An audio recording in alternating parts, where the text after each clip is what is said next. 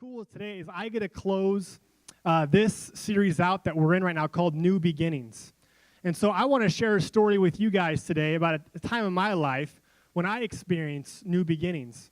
So a church that I was on staff on previously years ago now called Redwood Hills, Pastor Rex Hamilton was the lead pastor there, and part of our expectations as a staff member was every month we took time ourselves to go have a solitude. And so what he meant by that was he wanted us to take at least one day out of the month to go and just spend some place where you'll be quiet and you'll have a time to get re-energized, a time to kind of just get right with God. And that may mean different things. It may mean reading, spending time in the Word. It may mean exercising. It may mean swimming. It may mean going for a hike. Whatever's going to get you re-energized and connected with God. And so for me, I chose to go to a very special place in my life. It's called Lake Chelan. Anyone familiar with Lake Chelan here outside of Wenatchee? Anyone ever been? Perfect. Love it. Beautiful. Great place. And so I try to go there on a consistent basis. And I went there this weekend with no expectations other than to be re-energized. I was actually going to be speaking that Sunday, so I was going to spend Thursday, Friday, Saturday, and head back over the mountains to speak. And so I get there, and I invite one of my buddies to come up because I love spending time with people. It's better to do life together than doing life alone. And I remember being there, and he had mentioned to me, hey, do you remember Courtney from high school? I'm like, of course I remember Courtney from high school because I was obsessed with Courtney in high school, okay? I probably stared a little bit too much, but it's okay. I was a young man. So anyways, here I am in Chelan, and one of my best friends is telling me, hey, Courtney's here, and she's here for her birthday. I was like, cool. And at the time, I had a girlfriend back on the west side, and so he's like, hey, do you want to go meet up with her? I'm like, sure, let's go. So we head out, and we meet up with her and all of her friends. I remember walking through the door of this restaurant, and I see her, and I was like, uh-oh. Because all these, like, feelings and just how much, I knew right then and there, I'm like, that's the girl I want to be with. And I had this vision of, like, I just felt like that whole weekend was an incredible weekend with her and her friends, and nothing happened between us because I had a girlfriend at the time, and I was determined to be a man of character. I wanted to kiss her, but I didn't. But anyways, so I remember being there that weekend and just spending time and thinking to myself, man, this is the girl that I want to be with. And I just felt so at peace about it that when I got home, I remember sitting down with this girl that I was dating at the time and at a Starbucks in a public setting, so if it got violent, there were witnesses. And there were some voices raised on her end, and then it was over. And then I remember that's when I began to pursue Courtney, and then long story short, we have a daughter now. So after marriage, of course. But anyways, so to me that was a special time because it was a weekend where I went to be refreshed, and I had no idea that God had something bigger in store for me, that he was going to give me a vision, not just for that Sunday, but also for my life and how it was going to impact me and my future. And so we all have had a season where we can relate probably, where you can say, I remember that time. I remember that weekend. I remember that trip, that vacation. I remember that night where it was just a new beginning for me. So we've all been in situations where we've gone through relational stuff, right? Where maybe you've met someone that now is your best friend, and you remember that moment when you met him. Maybe it was second grade. Maybe it was at a job. Maybe we've had a season where you've transitioned jobs. We've all been there, right? Where you start a new job. It's a refreshing season. Or seasonal changes. We went from 90-some degrees to now it's 70 and beautiful, just like that. So we can all relate in a sense of what it means to have new beginnings. And lastly, some of us have even gone through bigger changes, like moving from different states, different cities, different homes. There's a lot of transition when it comes to moving and all that kind of stuff, right?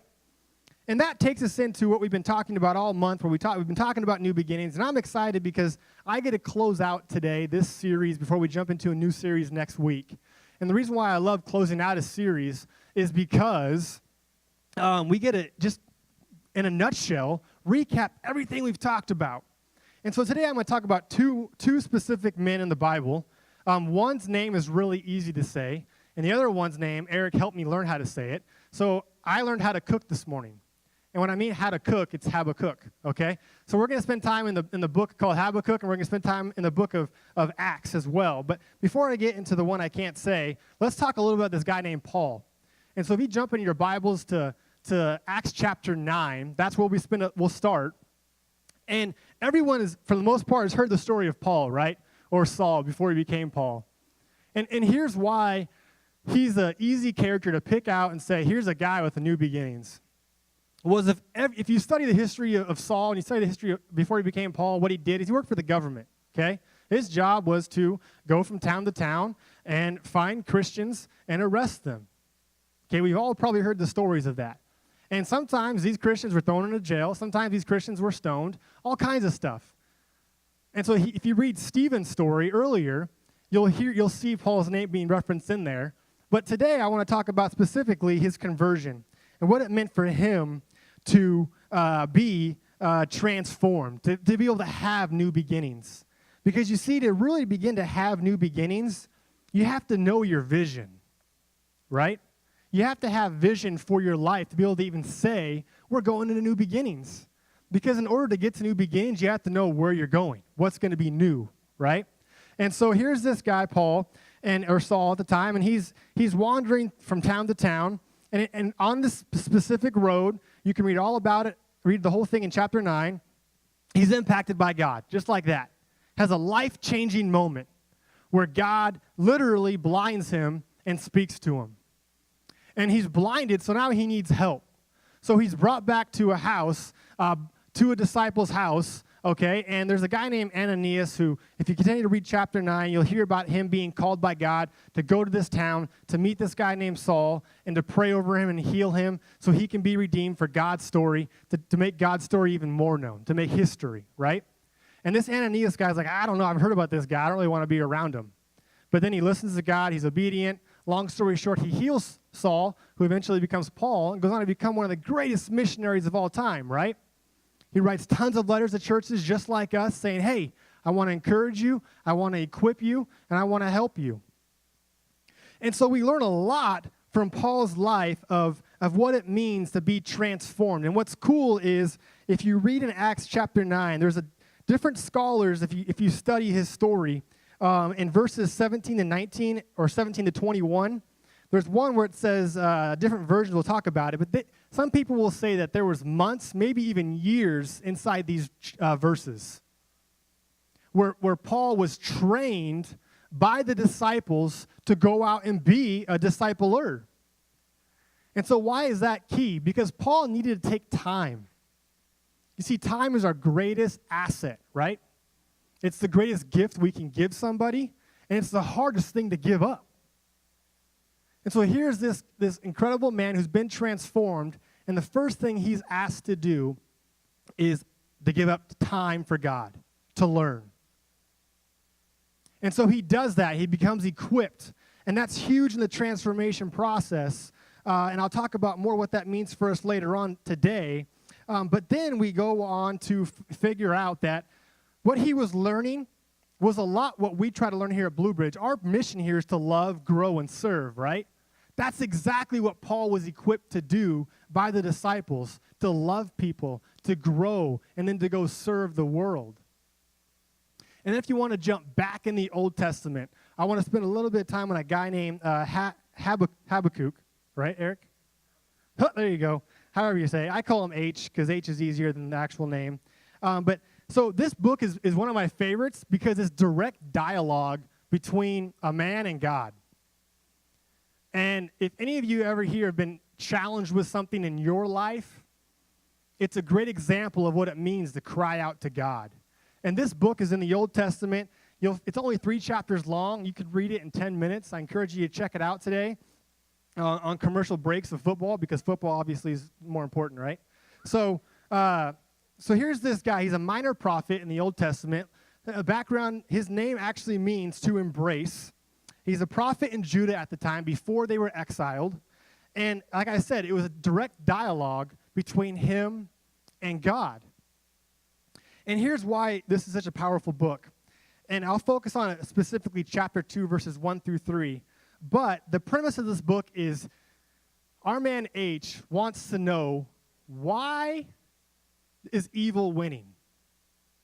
And here's what I mean by that. At this time, evil was on the rise.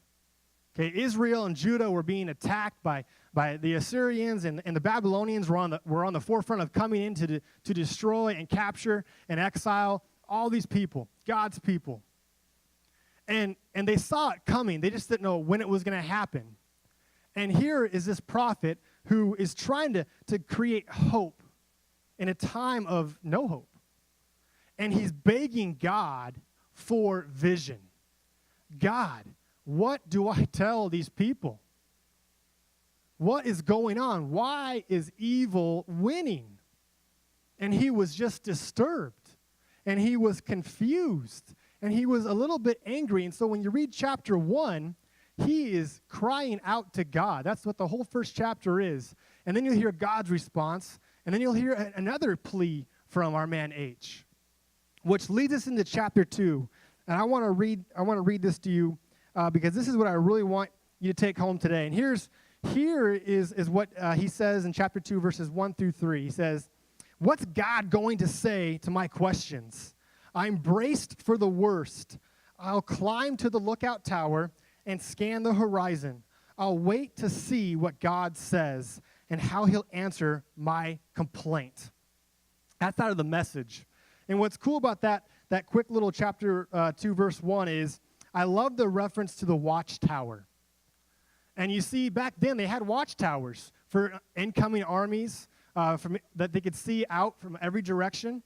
And he used that reference as, I need to get to a space where I can just get clarity, and there won't be any distractions, because the person in the watchtower had a very important job, and he needed to be able to see everything.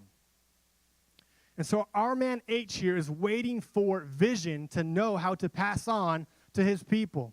And I love the response that he gets from God. He said, and this is God's answer to him. Write this. Write what you see.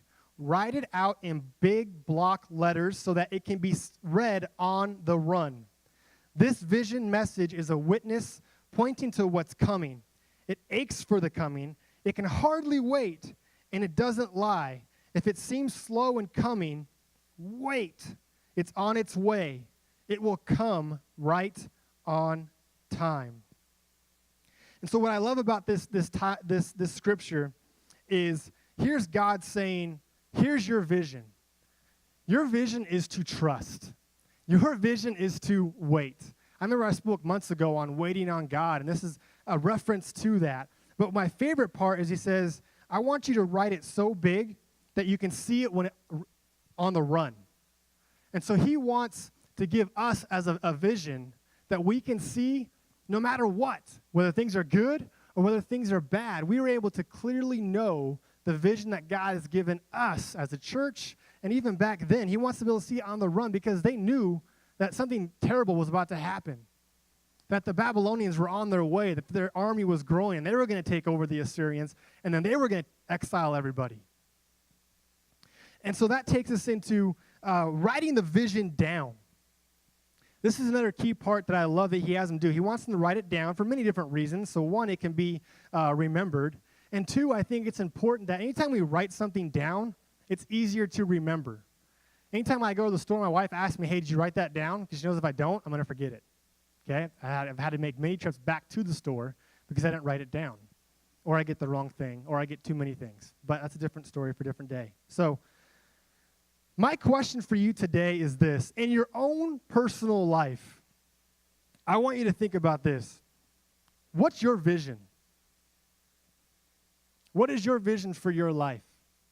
As we begin to celebrate new beginnings as a church, my hope is that you can do the same thing for your own life. I remember towards the end of the summer, I began to really dive into where I was in my life, and I wanted to be able to know going into the fall exactly my vision for this year. And so I began to pray, and I began to reach out to mentors, and I began to read and to listen to different podcasts, just so I can be challenged and equipped to creating the right vision for myself and for my family. And I remember we went to Lake Chelan in mid-August, my wife and I remember I began to ask her, hey, we should come up with a vision plan for our family. And I'm a big acronym guy, because acronyms, they help. I remember things way better with acronyms. So I challenged my wife. I said, let's make an acronym out of this. Because I believe we need a vision for the new year. We need a vision for who we are going to be as a family. And we came up with something that I've become very passionate about, and I'm really excited to mold into more as we're still shaping it. But we want to be a fun family. Now, who here likes to have fun? Okay, Lisa does, the only one. So, hey, me and you are hanging out after church. Yeah, the rest of you, no thanks, okay, because I want to have some fun. It's okay to relax, okay? And so here's what I mean by fun. Faithful, united, and nurturing. And as a family, we've chosen, we want to be faithful. What does that mean? Here's what it means to us. We want to be faithful in our self-development because we know that we have to be very intentional as individuals that we are developing every single day in our relationship with God and also just as people because we have to be growing.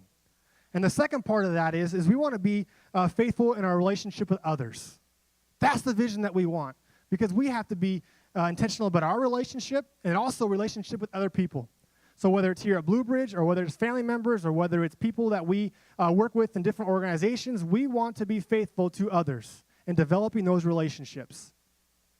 And that's one thing that I love about Blue Bridge, and I love where we are because pretty much everyone out here, I can look in the eye and say, man, I have been to war with you for 4 years, and I love it.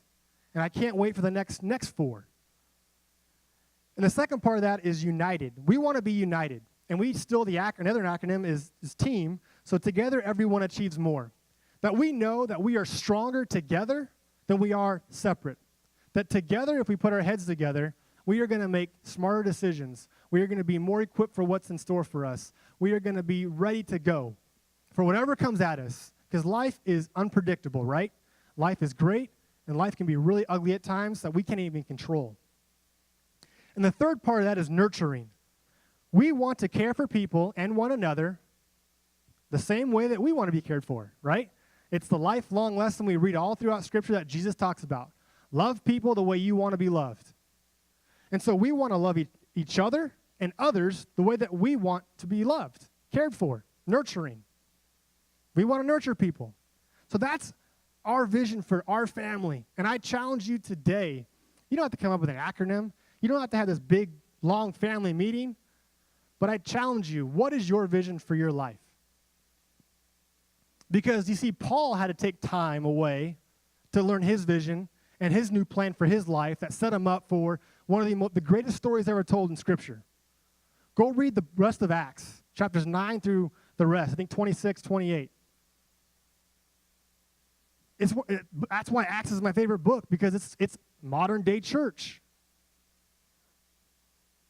Again, I wish I could tell you a happier end to some of the minor prophet stories, but what's cool is that they didn't get to see the fruit, but God was working. Even though it looked ugly during those seasons when people were being exiled and foreign armies were coming in and taking over, and there was a lot of death and a lot of corruption and all that stuff, God was still at work. And because of it, they had vision because of it to be faithful, to wait. And that's why they could say, we have new beginnings. Because in order to have new beginnings, you have to know where you're going, right? And so, again, why is it important that you know your vision? It's simply because it takes time, listening, and waiting. 3 things that are really hard to do, right? We don't like to give up our time. I am a terrible listener. Just ask my wife. I'm really good at knowing what I'm going to say next, but I'm not really good at listening in the moment, being where my feet are. And lastly, waiting. Who likes to wait anymore? We live in a culture of now, right? So now I ask the question here that I want to leave with you today is, what is our vision for Blue Bridge moving forward? We say new beginnings, right? It's easy to create a series of new beginnings. And I believe we are on a path to new beginnings. And I'm so excited for that. I'm excited for our new space. I'm excited for what's next leadership-wise. I'm excited to do life with all of you and all these incredible kids and this incredible team that we have here and the incredible board that we have. So what is our vision for the Blue Bridge? Last night I spent time going over our website, and I challenge you to do the same. Read about our church. Read about our values. Know why you come to Blue Bridge. Know about what we stand for. It's important to know these things, right? There's all those links on there you can go read. And at the beginning of today, I talked about the 3 things that we stand for here at Blue Bridge: love, grow, serve. You've heard about them now for 4 years, or if this is your first time here, there you go. We're about loving, growing, and serving. And I'm going to read straight from the website and what those 3 things mean for us. And I think it's important that we memorize these going into our new beginnings, right? We have to know our vision so we know where we're going. So what does love mean for here at Blue Bridge? Gathering together on a regular basis to remind ourselves that God is God and we are not. So let God be God. But what's key in that? Gathering together on a regular basis. Tell me a relationship in your life that is blossoming that aren't intentional with. There isn't one, right? We have to be intentional in our relationships. So as we gather here every single week, I challenge you, don't just gather here, plug in here. Find a team. There are 3 great environments out there right now that need growth. Nursery, preschool, elementary. They need us.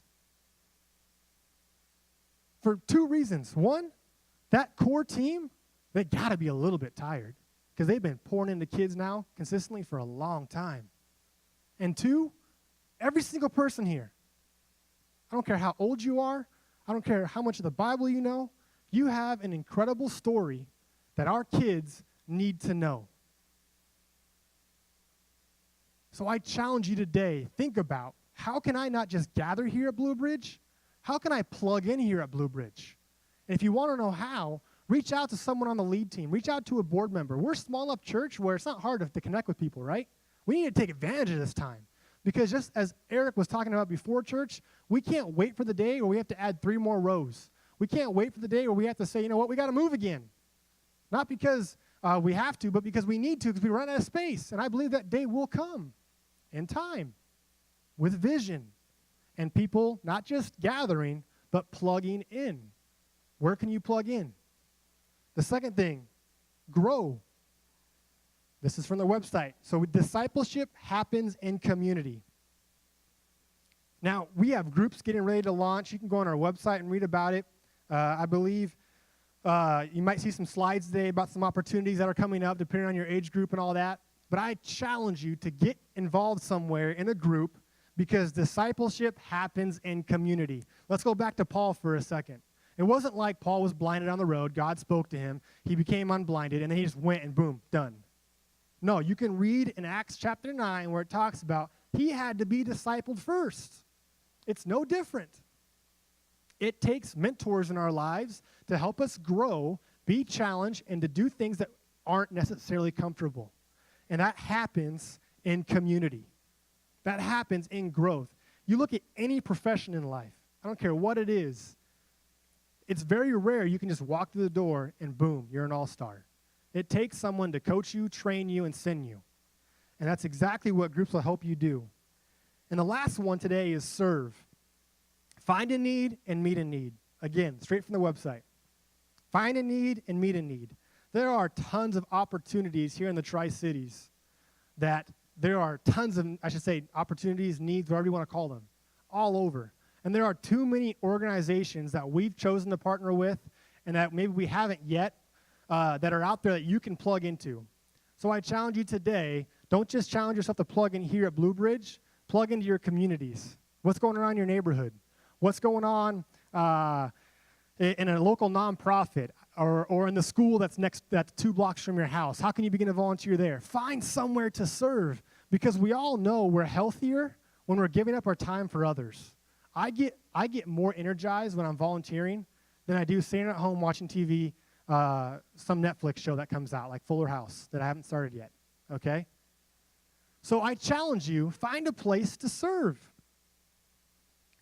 So I am so excited to close out our series of New Beginnings. I hope we can learn from our man H and our man Paul today.